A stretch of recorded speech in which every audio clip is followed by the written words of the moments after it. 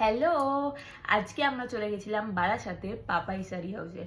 যদিও বা এটা আমার দিদির ঠিকানা সন্ধান ছিল, তো সেখান থেকে আজকে অনেক পছন্দ করার পরে একটা শাড়ি পছন্দ হয়েছে, যেটা আমার দিদি নিয়েছে পুজোয় পরার জন্য। তো তোমাদের সঙ্গে সেটা শেয়ার করতে চলো।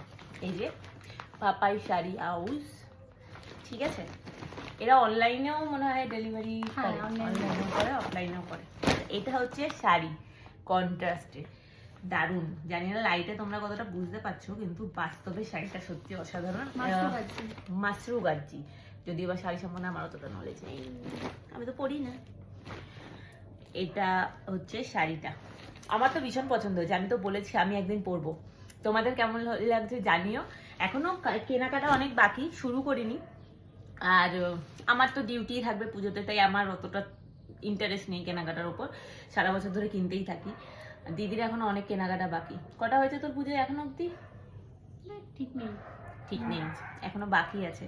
তো তোমাদের সঙ্গে পরে শেয়ার করবো। আর তোমরা এটা যদি কিনতে চাও এরকম শাড়ি, তাহলে তোমরা যেতে পারো পাপাই শাড়ি হাউসে, বারাসাত লরি স্ট্যান্ডের ঠিক পাশে।